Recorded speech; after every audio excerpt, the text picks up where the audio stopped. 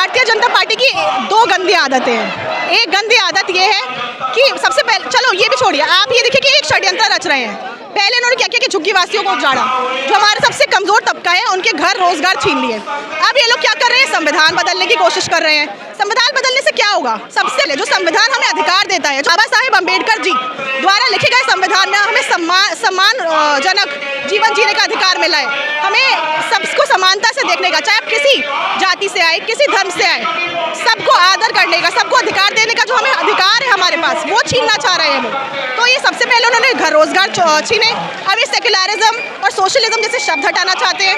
तो ये आरएसएस की कोख से जन्मी हुई, नफरत की बुनियाद पे बनी हुई और गरीब विरोधी नीतियों वाली जो पार्टी है, अगर इन्हें लगता है कि ये कुछ भी करेंगे और दिल्ली वासी चुप रहेंगे तो ये बहुत गलत है। और उसका आप प्रोडक्ट आज जंतर मंतर पे देख रहे हैं।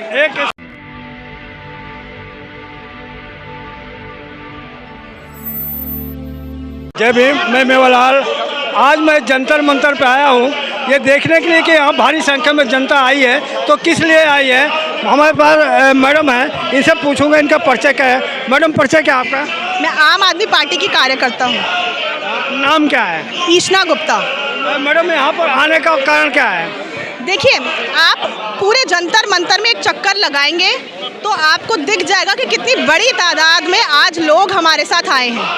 क्यों आए हैं? सिर्फ 4 महीने हुए हैं सरकार को, और सिर्फ 4 महीने में अगर हजारों की तादाद में लोग आ रहे हैं भारतीय जनता पार्टी की जो सत्ता में सरकार है उनके खिलाफ, तो एक कारण ही आए हैं। अपना रोजगार छोड़ के, अपनी दिन की दिहाड़ी छोड़कर आए हैं। तो क्योंकि उनके मन में बहुत ज़्यादा गुस्सा है। जो वादा मोदी जी ने ये किया था कि जहाँ झुग्गी वहाँ मकान का, वो वादा फर्जी साबित हो गया। उन्होंने क्या कहा था कि मैं एक भी झुग्गी तोड़ने नहीं दूंगा। रेखा गुप्ता जी ने क्या कहा था कि मैं एक भी झुग्गी तोड़ने नहीं दूंगी। लेकिन पिछले एक महीने से सिर्फ झुग्गियाँ ही तोड़े जा रहे हैं, बुलडोजर ही नहीं रुक रहे हैं। मैडम, आपसे जानना चाह रहा हूँ कि जो झुग्गियाँ तोड़ रहे हैं, सरकार का कि अवैध जगह पर बैठे, सरकारी ज़मीन पर बैठे हैं, इसलिए तोड़ रहे हैं। ये जो लोग उधर रह रहे हैं पिछले 40-45 50 सालों से रह रहे हैं, तो उससे पहले किसकी सरकार थी? कांग्रेस की सरकार थी। उससे पहले बीजेपी की भी सरकार थी। तो तब इन्हें क्यों नहीं हटाया गया? दूसरी बात, किसी छोटे मोटे नेता ने नहीं, देश के प्रधानमंत्री मोदी जी ने ये वादा किया था चुनाव के प्रचार के समय पर जनवरी के महीने में कि कोई भी झुग्गी, एक भी झुग्गी नहीं तोड़ने देंगे। तो फिर अगर उन्हें लग रहा था कि ये सरकारी ज़मीन है, सरकारी ज़मीन पर रहते हैं ये लोग, तो इन्हें ये वादा करना ही नहीं चाहिए था। दूसरी बात, सिर्फ मोदी जी ने वादा नहीं किया, उनकी चुनी हुई जो मुख्यमंत्री है रेखा गुप्ता जी ने, उन्होंने भी 31 मई को वादा किया कि मैं एक भी झुग्गी नहीं तोड़ने दूंगी। 1 जून को, सिर्फ एक दिन बाद, ये मजाक का विषय, एक दिन बाद अपने वचन देकर इन्होंने झुग्गियाँ तोड़वानी शुरू कर दी। तो इनका तो बुलडोजर ही नहीं रुक रहा। मैडम, जनता ने ही तो रेखा गुप्ता को जिताया था ना, दिल्ली सरकार बनाया था ना, तो दिल्ली सरकार तो जनता के हित में काम कर रही है ना। किसने बोला जनता के हित में? आपको ये जो सारे लोग आए, ये भी तो जनता है, ये भी तो दिल्ली की जनता है। अगर ये सरकार का विरोध कर रही है तो उनके हित में नहीं हो रहा काम, उनके खिलाफ हो रहा है काम। मैडम, केजरीवाल ने तो जनता के लिए वादा किया था कि मैं काम किया होगा, मैं अच्छा, अगर ईमानदार होगा तो मुझे जनता जिताएगी, लेकिन जनता तो नकार दिया। इसका मतलब ईमानदार नहीं थे। देखिए, चुनाव के समय पर लोगों की उंगलियों पर उन्होंने वोट डलवाया। चुनाव के एक दिन पहले लोगों की उंगलियों में, झुग्गियों में जाके इन्होंने वोट लगा दिया, वोट डिलीट कर दिए, झुग्गियों में इन्होंने पैसे बांट दिए। तो इस बारी जो हमने इलेक्शन देखा है वो एक बिल्कुल भी फ्री एंड फेयर इलेक्शन नहीं हुआ, पहली बात। चलिए, दूसरी बात, हम मान भी लेते हैं कि जनता का मैंडेट है, पर आज की तारीख में लोग बहुत दुखी हैं और वो 2030 में, 2029 में एक कड़ा जवाब देंगे और भाजपा को सत्ता से हटाएंगे। क्योंकि आज जो भी लोग आए हैं इधर, बहुत ज़्यादा दुखी है कि हमने गलती से भाजपा को वोट दे दिया। इन्होंने हमारी जो ये भाजपा की सरकार की नाकामी है कि हमने इन्हें सत्ता में तो दे दिया, इन्होंने हमारे रोजगार छीन लिए, इन्होंने हमारे घर छीन लिए, हमारे बच्चों की शिक्षा में, प्राइवेट स्कूल्स में फी हाइक हो जा रही है। तो ये चाहे केजरीवाल जीता हो, चाहे बीजेपी की जो विचारधारा, दोनों तो सेम है ना। बिल्कुल भी सेम नहीं है, बिल्कुल भी सेम नहीं है। भारतीय जनता पार्टी क्या कहती है? भारतीय जनता पार्टी कहती है कि वो हिंदू धर्म के रक्षक है, यही कहती है ना। उन्होंने तो जंगपुरा के मद्रासी कैंप में हिंदुओं के भी घर उजाड़ दिए, उन्होंने तो हिंदुओं के भी रोजगार छीन लिए। मद्रासी कैंप में तो दक्षिण भारत के हिंदू रहते थे, तो इनमें और हम में बहुत फर्क है। अरविंद केजरीवाल जी ने क्या किया? अरविंद केजरीवाल जी ने दिल्ली के अंदर रहते हुए झुग्गी वासियों को एक सम्मानजनक जीवन दिया, कि सम्मान के साथ वो अपनी ज़िंदगी जी पाए, कि सम्मान के साथ उन्हें सारी बुनियादी सुविधाएं मुहैया करवाई। भारतीय जनता पार्टी ने क्या किया? सारे लोगों को नहीं दी झुग्गियाँ, सारे लोगों को नहीं दी मकान।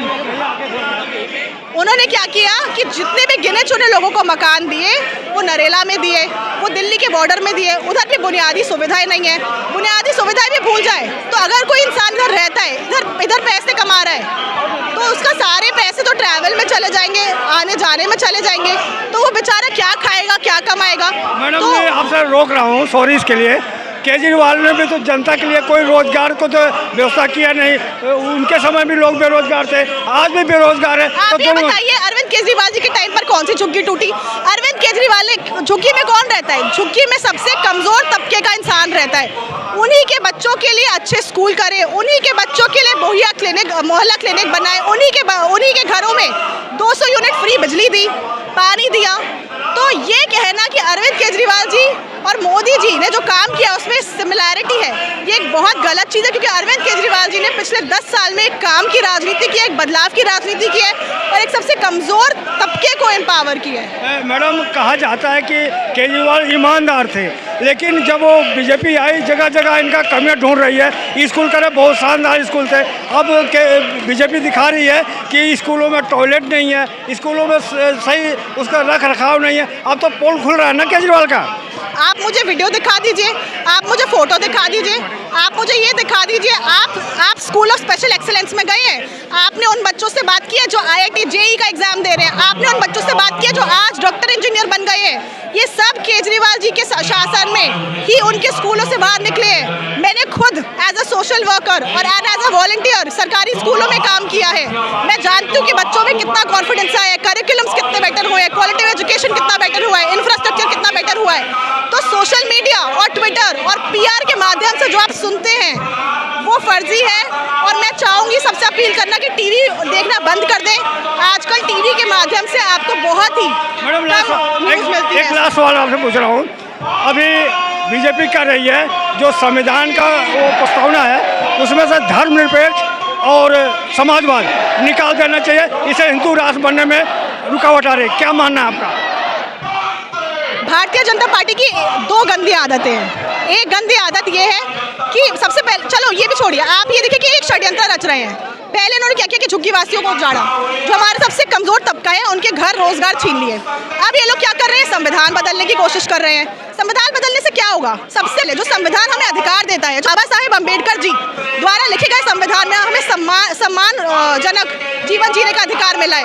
हमें सबको समानता से देखने का, चाहे आप किसी जाति से आए, किसी धर्म से आए, सबको आदर करने का, सबको अधिकार देने का जो हमें अधिकार है हमारे पास, वो छीनना चाह रहे हैं लोग। तो ये सबसे पहले उन्होंने घर रोजगार छीने। अब ये सेक्युलरिज्म और सोशलिज्म जैसे शब्द हटाना चाहते हैं। तो ये RSS की कोख से जन्मी हुई, नफरत की बुनियाद पे बनी हुई और गरीब विरोधी नीतियों वाली जो पार्टी है, अगर इन्हें लगता है कि ये कुछ भी करेंगे और दिल्ली वासी चुप रहेंगे तो ये बहुत गलत है। और उसका आप प्रोडक्ट आज जंतर मंतर पे देख रहे हैं। एक सवाल अभी आपसे है कि रेखा गुप्ता ने दिल्ली सरकार कांवड़ यात्रियों को 10 लाख दे रही है समिति को और बिजली फ्री में दे रही है। क्या इसके बदले में अगर रोजगार दे नवयुवकों को वो सही रहेगा या कांवड़ यात्रियों को प्रभावित कर रही है? आप क्या मानना है? दोनों ज़रूरी है, उन्हें भी ज़रूरी है और रोज़गार भी ज़रूरी है। तो हम हर सरकार को हर तबके स्वागत करते हैं ना, हर सरकार को हर तबके के लिए, हर समुदाय के लिए काम करना चाहिए। पर कहने में और करने में बहुत फ़र्क होता है। करके दिखाएं। मैं तो उन्हें चैलेंज करती हूँ, जिनकी भी झुग्गियाँ उजाड़ी हैं उन सबको उधर ही मकान दीजिए। जहाँ झुग्गी वहाँ मकान का मतलब क्या होता है कि जहाँ पे झुग्गी उजाड़ी है वहीं पे मकान दीजिए। तो मैं रेखा गुप्ता जी को चैलेंज करती हूँ कि वो वहीं पर सभी लोगों को मकान दे, वहीं पे सब लोगों को घर दे। क्या केजरीवाल की सरकार बनेगी तो वही झुग्गी वही मकान देगी? वादा करते हैं? मैं आपसे सवाल पूछती हूँ कि केजरीवाल जी के शासन में कोई भी झुग्गी टूटी है? किसी का रोजगार छिना है? उसको दिल्ली के बाहर, दिल्ली के कोनों में भेज दिया है? ये ऐसा आंदोलन केजरीवाल जी के खिलाफ हुआ है कभी? तो इसका उत्तर आप ही दीजिए। आपके सामने पूरा सच है, सोशल मीडिया पे मत सुनिए। नहीं, आपका क्या मानना है? तो आपकी सरकार बनेगी तो उनको मकान देंगे वहाँ पे? वादा किसका था? मोदी जी का था। अभी सरकार किसकी सत्ता में है? मोदी जी की है। 4.5 साल अभी सरकार किसकी रहेगी? 4.5 साल छोटा टाइम नहीं होता जिंदगी में, बहुत बड़ा टाइम होता है। तो इस 4.5 साल में मोदी जी की जो गारंटी थी, जहाँ झुग्गी वहाँ मकान की, वो हमें देकर दिखाएं। और रेखा गुप्ता जी ने जो कहा था कि एक भी झुग्गी ना तोड़े, आज से मैं उन्हें चैलेंज करती हूँ कि अगर आज के बाद उन्होंने ये एक भी झुग्गी तोड़ी तो ये सबसे पहला प्रदर्शन है और 2030 तक हमें प्रदर्शन करते रहेंगे और 2030 में उन्हें प्रदर्शन दिखा के तो ये